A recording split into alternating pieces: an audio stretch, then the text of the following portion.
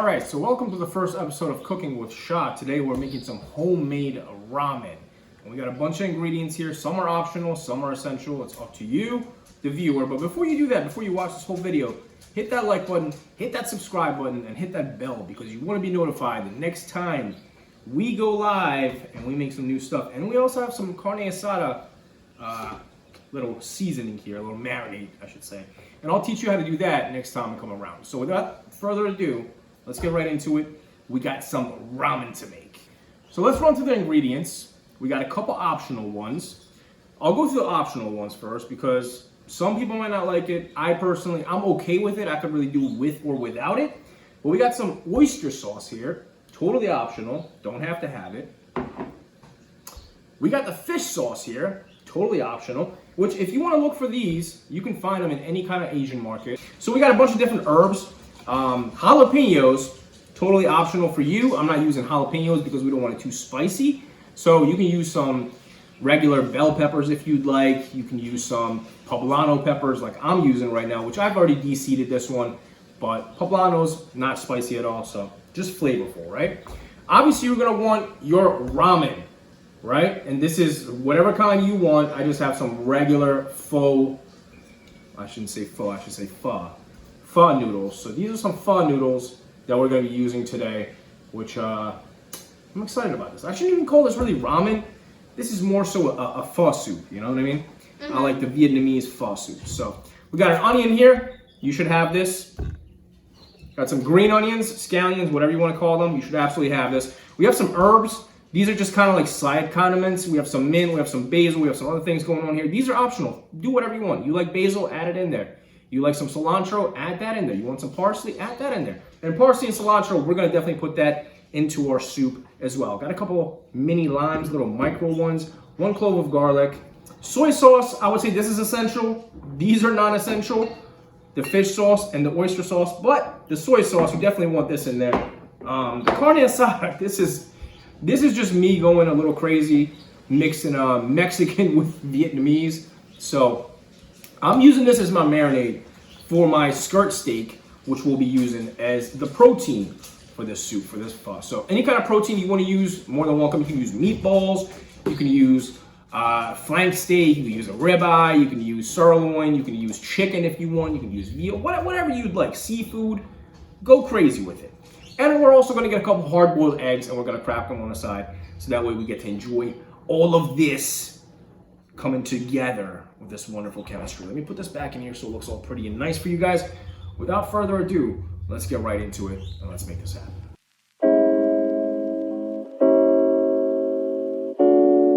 Alright, so now we got the poblano peppers, which again is optional. This is just a little thing I like to do on the side. You can use jalapeno peppers, you can use whatever kind of vegetables you would like.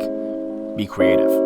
Now we got the green onions, which this is one of the essential, absolute essential items that you need for the pho soup. You need this. Do not miss out on that. Now here we got the garlic. I just got 1 clove, which I'm going to use to marinate my meat and also put a little bit in the soup, which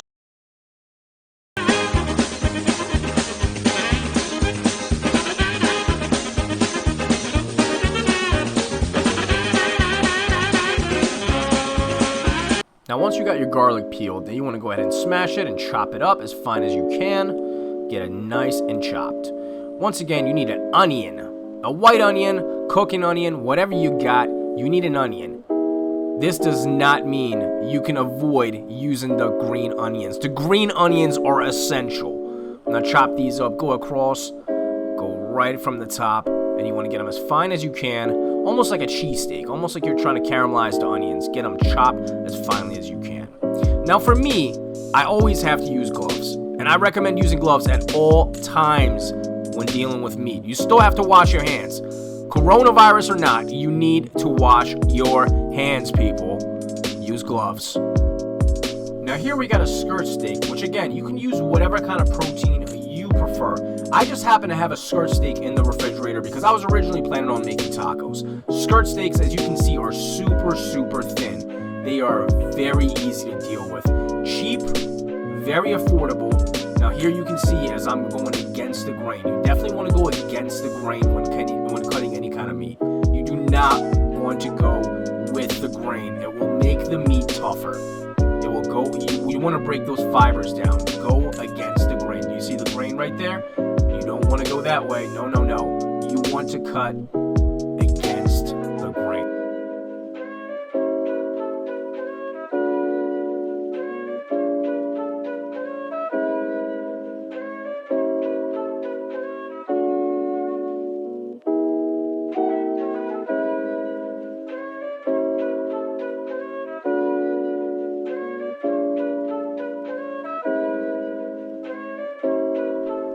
Now, after you get your steak all chopped up, you're going to want to marinate it. You don't have to marinate. If you don't want to use a marinade, you can simply just use pepper and salt and garlic powder and onion powder. The seasoning, totally up to you. I just happen to have some carne asada marinade in my refrigerator that I was going to use again for the tacos. And I figured, hey, what the hell? Let's get weird. So I marinated carne asada and I'm going to use it for pho. After you're done with that, you're going to want to get your stove on and you're going to want to bring your water to a boil. As much water as you'd like, depending on how many people you're serving. I'm using better than bouillon. You can use regular beef stock. You can use beef cubes, whatever you have in your home. Bring it to a boil. 100% bring it to a foil boil until it gets brothy like this. After that, you're going to want to add your chopped onions to that as well as your green onions. Remember, these are essential. They deserve a raise. Green onions are essential. I'm dead serious. Now you're going to want to go ahead and stir this up quite a bit. Make sure all the flavors are mixing in with each other. Make sure you go ahead and taste it as well. If you need more, as you can see here, I'm adding a little bit of fish sauce. I got some soy sauce and I added some oyster sauce as well off camera. I believe, I think I missed that part. But definitely go ahead and taste it. Make sure you don't need more bouillon in there, more salt, whatever you need to your tasting. I'm going to go ahead and add my noodles now, which I'm stirring around the pot. Again, depending on how many people you're serving, I'm putting 4 pieces of noodles here because I had 4 cups that I filled up full of water. So I'm serving 4 people. So once you got that, you're going to want to go ahead and mix it once again. The noodles start softening up in literally a minute. So watch out for this. It's already steaming hot. You don't want them to get too soft. Now you're going to want to cook your steak. Get your stove hot as you can get it for this skirt steak. Because again, people, this is going to cook very fast, literally in minutes, depending on what kind of protein you're using. Some people may even use roast beef. If you don't want to cook, you can literally take a few slices of roast beef and use that. But I prefer freshly cooked, so I went ahead and went with my skirt steak. And as you can see, it's starting to brown up a little bit, caramelize. And again, it has a lot of garlic because of that carne asada, so you got to watch out. You don't want to burn it. And I got it bowled up here, and we're going to move on to the next thing. At the same time, I had some hard-boiled eggs that were going on, and you can, previously cook them, and I dished it all up together. As you can see, I got some basil going on, I got some herbs, I got some poblano peppers sitting there ever so gently in the corner. Look at those beautiful eggs. Look at those beautiful yolks. Damn! Got some mint at the top. Whatever kind of herbs you would like, you can add it onto the top. All right, the time has come. We have showed you what it looks like on the inside, so now it's time to mix it all up in and get a nice feel of how it tastes all together. It's very hot, very steamy. So these are basil leaves I put in here. You don't have to do that. I like doing it. They give it to you at the Vietnamese places, at the official pho restaurants, where I fell in love with pho. But here it is, the home edition.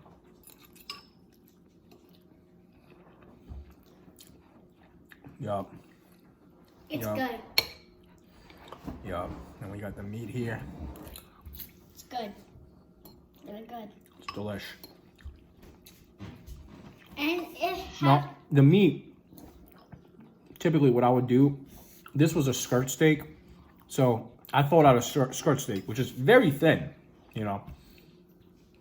Typically, I would get like a ribeye or something else and cook it as one piece and then cut it up so that way it's a little bit more rare in the middle.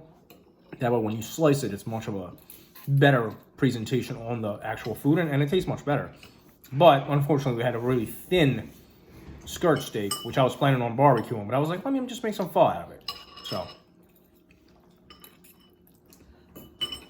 So one last look before I devour this thing. We got the pieces of steak, of course. We got the actual Pho Ramen. We got all kinds of herbs. We got our peppers here. You can put jalapenos if you'd like. And of course, we got our perfectly cooked eggs. This is how you want it. This is exactly how you want the eggs. You don't want it overdone.